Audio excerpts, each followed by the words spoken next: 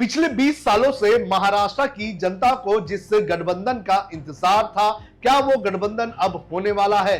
क्या उद्धव ठाकरे और राज ठाकरे गठबंधन कर लेंगे? और अगर ये दोनों नेता गठबंधन कर लेते हैं तो इस गठबंधन का क्या क्या मुद्दा हो सकता है और कौन कौन सी वजह की वजह से ये दोनों भाई गठबंधन में आ सकते हैं, इसकी जानकारी आपको इस वीडियो में देंगे। नमस्कार, आप देख रहे हैं लोकमत हिंदी। मेरा नाम है सोनू कनौजिया। सबसे पहले बात जान लेते हैं कि आखिर क्यों इन दोनों भाइयों के एक साथ एक ही गठबंधन में आने की चर्चा हो रही है। दरअसल पिछले हफ्ते महेश मांजरेकर के एक पॉडकास्ट में राज ठाकरे ने सबसे पहले महाराष्ट्र हित की बात करते हुए गठबंधन में आने की बात कही थी। उन्होंने ये कहा था कि उनके छोटे छोटे जो मतभेद है वो महाराष्ट्र हित से काफी छोटे हैं और महाराष्ट्र हित बहुत बड़ा है और ऐसी सिचुएशन में वो गठबंधन में आने के लिए नकार नहीं सकते हैं। वहीं दूसरी तरफ उद्धव ठाकरे ने एक सभा को संबोधित करते हुए इसी तरह की बात करते हुए कहा था कि महाराष्ट्र हित सबसे आगे है और महाराष्ट्र हित को लेकर वो गठबंधन करने से परहेज नहीं करेंगे। तो जब से इन दोनों भाइयों का बयान आया है उसके बाद से ही लगातार ये चर्चा तेज होने लगी है कि क्या दोनों भाई गठबंधन में आएंगे। लेकिन इस गठबंधन में आने की जो चर्चा चल रही है इसके पीछे की वजह क्या हो सकती है ये मैं आपको एक एक करके बताता हूं। गठबंधन में आने की सबसे पहली वजह हो सकती है ठाकरे परिवार का अस्तित्व। आपको बता दें कि ठाकरे परिवार का अस्तित्व ऐसा लग रहा है कि महाराष्ट्र और मुंबई में कम होता जा रहा है। मुंबई की अगर बात करें तो ठाकरे परिवार का गढ़ हुआ करता था, लेकिन पिछले चुनाव में हमने देखा कि किस तरह से राज ठाकरे जो है वो पूरी तरह से ध्वस्त हो गए। राज ठाकरे का एक भी कैंडिडेट महाराष्ट्र के जो असेंबली के चुनाव थे उसमें जीत कर नहीं आया। वहीं अगर बात करें उद्धव ठाकरे की शिवसेना की तो 95 सीटों पर चुनाव लड़ने के बावजूद महज 20 सीटों पर ही को जीत हासिल हुई और मुंबई की बात करें तो मुंबई में महज 10 सीटों पर ही उद्धव ठाकरे को जीत हासिल हुई है। तो ऐसे में यह देखा जा रहा है कि अगर आने वाले जो म्युनिसिपल कॉर्पोरेशन के इलेक्शंस है और बीएमसी के जो इलेक्शंस है, अगर उन इलेक्शंस में उद्धव ठाकरे की वापसी नहीं होती है या फिर राज ठाकरे की वापसी नहीं होती है तो जाहिर तौर पर महाराष्ट्र से जो ठाकरे ब्रांड है उसका अस्तित्व खत्म हो सकता है। तो सबसे पहले और सबसे अहम मुद्दा यह है कि दोनों भाई ठाकरे परिवार के अस्तित्व और बाला साहेब ठाकरे की लेगेसी को लेकर एक साथ आ सकते हैं ताकि उनका नाम, उनका ब्रांड महाराष्ट्र और मुंबई में जिंदा रहे। दूसरा सबसे इंपॉर्टेंट मुद्दा इन दोनों भाइयों के एक साथ आने का है वो है बीएमसी के चुनाव। आपको बता दें कि बीएमसी जो है वो सोने का अंडा देने वाली मुर्गी है और पिछले 25 सालों से यहां पर शिवसेना का वर्चस्व रहा है।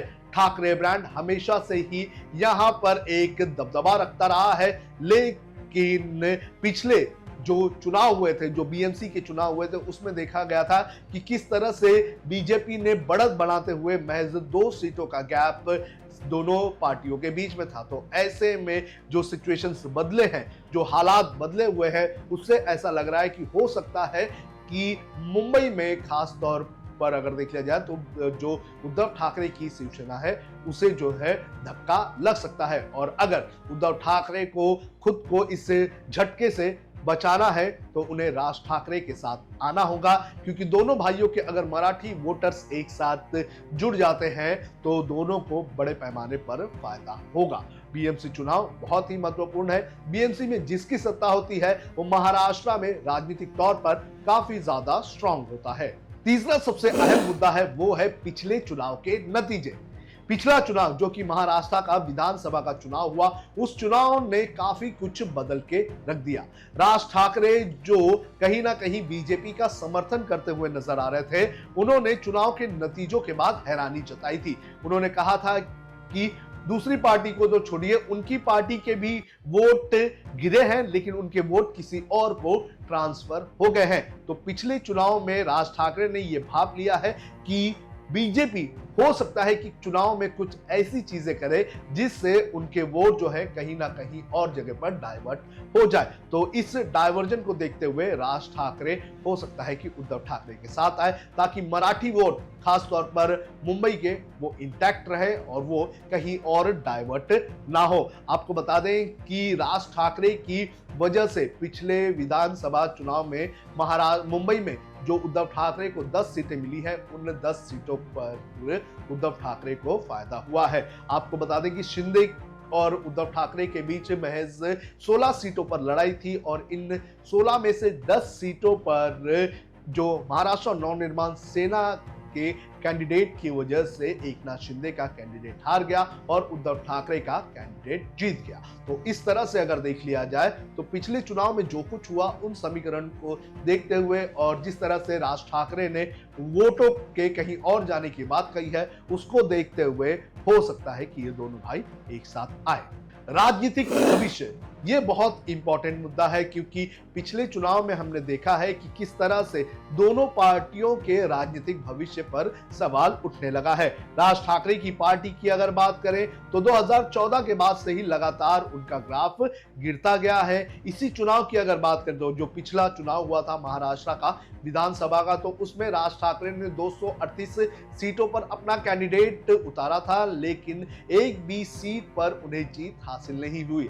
राजू पाटिल जो कि उनके एक ऐसे कैंडिडेट थे जो किसी भी हाल में चुनाव जीतकर आते रहे हैं, उनकी भी हार हो गई, उनकी भी जमानत जब्त हुई। तो राज ठाकरे के भविष्य पर, उनकी पार्टी के भविष्य पर इस वक्त सवाल उठ रहा है और इसी सवाल को देखते हुए राज ठाकरे हो सकता है कि गठबंधन में आए। वहीं अगर बात करें उद्धव ठाकरे की, तो उद्धव ठाकरे ने भी पिछले विधानसभा के चुनाव में 90 से ज्यादा सीटों पर चुनाव लड़ा था, लेकिन महज 20 सीटों पर उन्हें जीत हासिल हुई। तो उनके सामने भी जो भविष्य का संकट है, जो राजनीतिक संकट है, जो राजनीतिक भविष्य का संकट है, वो कहीं ना कहीं काफी डगमगाता हुआ नजर आ रहा है। और अगर दोनों भाई एक साथ आते हैं, एक गठबंधन करते हैं, तो मराठी वोट बैंक एकजुट हो सकते हैं और मराठी नाम पर दोनों भाई अपना राजनीतिक भविष्य जो है वो बचा सकते हैं। आखिरी सबसे अहम मुद्दा है वो है बीजेपी को चुनौती।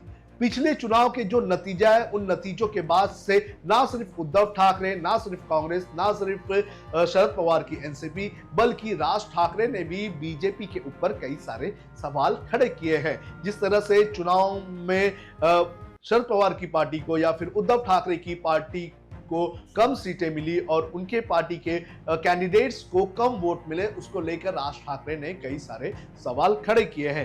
राज ठाकरे ने अपने कार्यकर्ताओं को एक बार संबोधित करते हुए यह भी सवाल उठाया था कि आखिर ऐसे कैसे हो सकता है कि लोकसभा चुनाव में एक गठबंधन को अच्छी खासी सीटों पर जीत मिलती है, अच्छे खासे वोट्स मिलते हैं, लेकिन विधानसभा चुनाव में ऐसा क्या होता है कि जो ये पार्टियां हैं उनके अस्तित्व पर सवाल उठ जाता है, उन्हें वोट जो है वो नहीं के बराबर में मिलते हैं। इसके अलावा राज ठाकरे ने अपने कार्यकर्ताओं को यह भी कहा था कि नाराज होने की और निराश होने की जरूरत नहीं है, क्योंकि उनकी पार्टी को और उनके कैंडिडेट को वोट गिरे हैं, लेकिन वो वोट कहां गए हैं ये सबसे बड़ा सवाल है। एक तरह से राज ठाकरे ने इस चुनाव में धांधली का कहीं ना कहीं आरोप लगाया था।